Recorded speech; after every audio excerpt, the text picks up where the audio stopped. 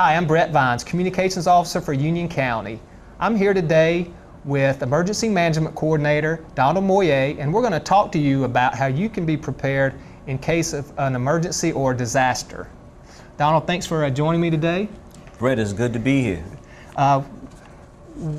September is National Preparedness Month, and what do residents of Union County need to do to be prepared for any type of emergency or disaster?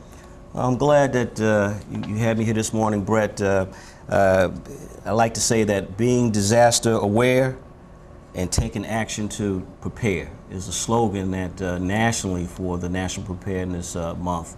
And here in Union County, we have taken a mitigation disaster plan and did an analysis and came up with 5 specific disasters specifically for Union County that our residents need to prepare for. And they are listed as a flood hazard, a hurricane or tropical storm, severe thunderstorm, winter storm, and also earthquakes. This time of the year, which is fall and autumn, it is the hurricane season, which runs from June the 3rd to November the 30th. So those 5 areas are specific to Union County, and again, the number one hazard for Union County would be floods. Okay. Now, you know, like I said, September is National Preparedness Month, and I've actually seen commercial on TV, and they always talk about you need to have certain items like a kit to be prepared. What exactly do people need to have in a kit? Well, I tell you, Brett, those kits can vary. And we've bought some items today that specifically talks about those types of items that need to be in an emergency kit. But we stress also that make a plan. So our first thing to our citizens is make a plan. So with that plan and that disaster emergency plan, get together with your families, and your loved ones, and decide, you know, what are we going to do if we have an emergency? What town or city do I live in, or do you live in, as well as what type of emergency can happen in your town? So a flood may be something that is prevalent, and so therefore you want to ensure that when you're making your plan that each member of your family knows which evacuation route to take in your home. Try to go through each room and get 2 locations to exit a particular room. As you and your family work on your plan, you should also have an evacuation route. Pick 2 routes. Pick a route that says, hey, if the roads are closed, I can go in an alternate route. Also, when you're preparing your plan, we'd like for you to ensure that if a family member is not at home at the time that the emergency occurs, you kind of want to have a location that says, well, in our plan for our family, we're going to meet at somewhere that's out of the immediate area so that you'll be able to contact them. And with that plan, it says, well, hey, you know, the phones may be down, there may not be any electricity, so what am I to do in my plan? And so in that plan, you want to ensure that you have some communication device prepared as well. And with that, your plan is in place. You may be able to text sometimes. We talk about that in relationship to communication because sometimes the phones can be down. But you know, once you have your plan, and you can keep it, they can be complicated and they can be simple. And I always suggest to starting out with a simple plan so that you can build on it. But after you have that plan, then we can go into your kit, your safety kit or your supply kit. And I think that within itself, you want to be prepared for 3 days. That's what we tell our citizens. Okay.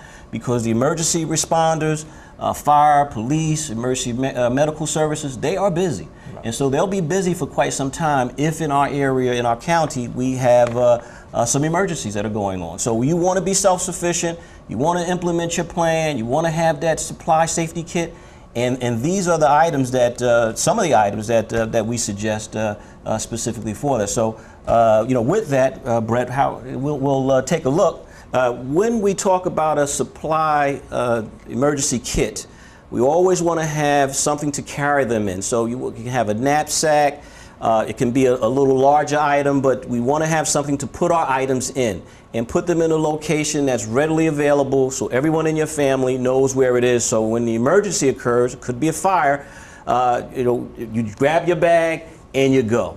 Now, inside our bag, we have an array of items that we suggest. A whistle is an essential item, and the whistle is there just to ensure that sometimes you just may be out of breath and you may be caught in a situation where you can't be heard. That whistle will carry a long way relative to notifying someone that you need assistance. We have a first alert communication radio, and these are essential because if there's no electricity, there's no water, you need to be able to hear what's going on in the community before, during, and even after the emergency. So essential item. Flashlight, everyone knows about those, but ensure that you have it, as well as making sure that you have some extra batteries. Essential to have are those extra batteries. Now, inside our kit, we also like to have that snack bar.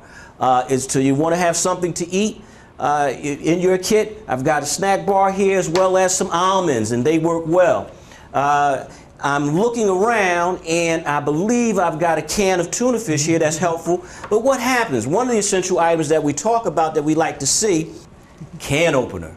These are items that are essential because a lot of times they're not going to be a flip can. You want to have a manual can opener because that will allow you to be able to open up your food. And a lot of times those food items can be something that does not expire. So you want to make sure that you change your supply kit that you put together probably every 3 to 6 months or so that you don't have expired items. Essential is a first aid kit. First aid kits, you have them in your cars. Make sure that you put one inside your supply kit.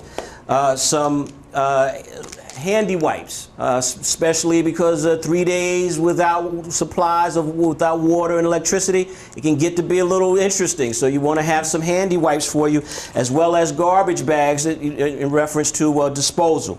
Water is essential. So the key for water, have 1 gallon of water a day for each person. So if you have 4 family members, you're going to use 4 gallons of water a day.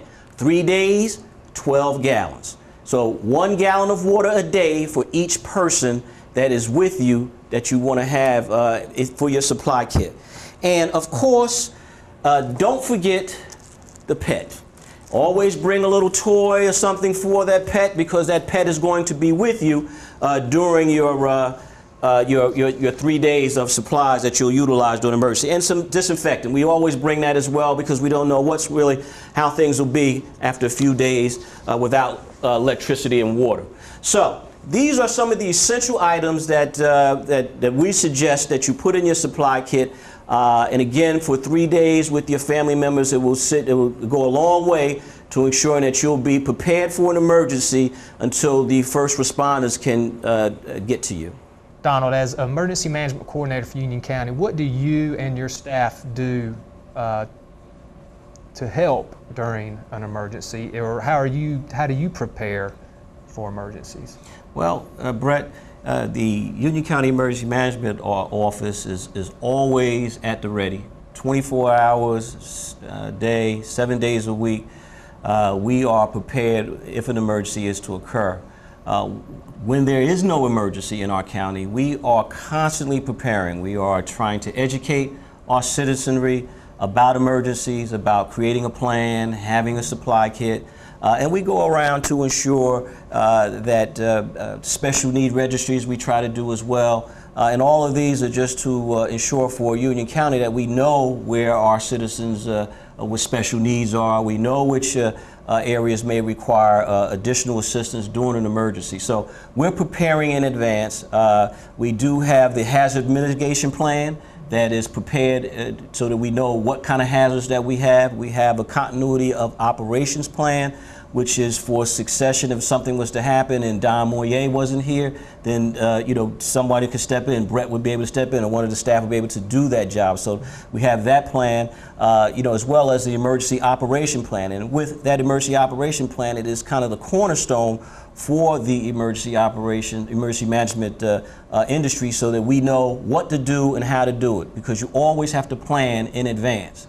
Now, when the disaster occurs, you'll know that we have to, just like you as a citizen, have to kind of stand by for a minute to see what's going to happen. If it's a hurricane, sometimes we'll know which direction that hurricane is going to come. If it's a flood, obviously sometimes the creeks can overrun, and then we'll know where we need to be. But that's where we decide if, in fact, we need to open the Emergency Operations Center. And we're in the Emergency Operations Center this morning, and here is where all of the emergency responders with their key chief of staffs would come, and then we would here make decisions about the capabilities as well as the resources that are available to assist our citizens, specifically in an area of need. And with that, while that emergency is happening, we will say, well, police, we need to be at such a location, a roadway is shut down, a citizen is needing our assistance for search and rescue, so we would be able to assist with that. Our capabilities here in the Emergency Operations Center expand beyond Union County. We work specifically in a domestic preparedness region, which has several counties involved, as well as the state of North Carolina emergency management. And so all of those capabilities and resources are available to us here in Union County as we decide what resource we may need to assist you as a citizen in the course of a disaster or an emergency. And of course, with emergency management, we have to work on recover. And so immediately after the disaster, we work on trying to bring things back to normal. And that, again, is where the Emergency Operations Center works to ensure that we can make our community whole again. And again, here in the Emergency Operations Center, we work with the Incident Command System, which allows for plans and operations and logistics, as well as administration and finance, and we work with the government, we work with elected officials, we work with the military, and the community organizations, and with that we have a steering committee that the county manager and the elected officials are on, and we give them the information through our executive director for emergency services, and then they make the decisions in terms of what we need to do to ensure that our community stays safe. Now, during some type of emergency or disaster, not everyone's going to be affected. Like, maybe on the western part of the county, they've had a lot of rain and there's flooding over there, but on this eastern side of the county, there wasn't. And people might say, well, I want to help out those people who are being affected. Can people do that? Yes, we do encourage volunteerism. A lot of times during an emergency, let's say it's a flood, as you mentioned, Brett, a citizen might decide, and they're inside the zone of where the flooding occurs, should I go or should I stay? Should I stay here? And if you do, obviously you have your supply kit and you'll be able to make yourself comfortable for 3 days. Or you may decide, well, I want to evacuate, and where should I go? And if you want to evacuate, that's where that radio comes into hand, where you'll be able to determine where the closest shelter may be, because in the Emergency Operations Center, the Red Cross will have a representative, and we'll be deciding at the Emergency Operations Center where the shelter needs to be, and then you can be able to evacuate to that location. And the Red Cross will be there to facilitate with food and shelter. Now, if you're outside of the area and you want to come in to assist, again, we do encourage volunteerism, and with that, we say that there's a lot of ways to help. The number one way to help with volunteering is we donate money, because it's a major operation, and it costs a lot to be able to facilitate volunteerism and supplies and so forth. The other opportunity that you have as a volunteer is to come in and support with some transportation to get some of the supplies out into the community. We also encourage that. Another way to volunteer is to give blood. That's an area that we encourage our citizens to do as well. We find that, unfortunately, sometimes when citizens want to volunteer, and because they're not in the direct area, then they kind of flood our area. So we want to say to you that if you do come to assist in an emergency, that you pair yourselves with the trained individuals that may be from Red Cross, it could be from FEMA, the Federal Emergency Management Agency, or it could be from the National Guard or members of the emergency management community. But you want to be paired and you want to be trained so that you don't create additional issues or problems for the area because that's being affected specifically. So we do encourage volunteerism, for our citizens who want to assist. Okay. Now you've given us a lot of great information. If someone wants to find out anything else, more information, I know there's some websites that they can go to. Yes, there are. We have here in Union County, our county website is unioncountync.us. If you go there, you'll be able .gov actually. .gov. Okay. All right. All right. You'll be able to go in to our website. You can find the emergency management and emergency communication web divisions, and on our web pages we'll have Code Red, which you can register for, and you can get some alerts that can come during or before and during a disaster or information, as well as ready.gov and ReadyNC. And so those are websites that will have all of the information that we talked about this morning. It'll talk about your supply kits. It'll also have some examples of how to fill out a plan, and some educational information as well. So, with those links and websites for our Union County website, you got some great information, and it is good stuff for you as a citizen here for Union County to visit. So we encourage you to go visit our website. Well, Don, I want to thank you for joining me. Is there anything else we've not talked about today that you want to mention?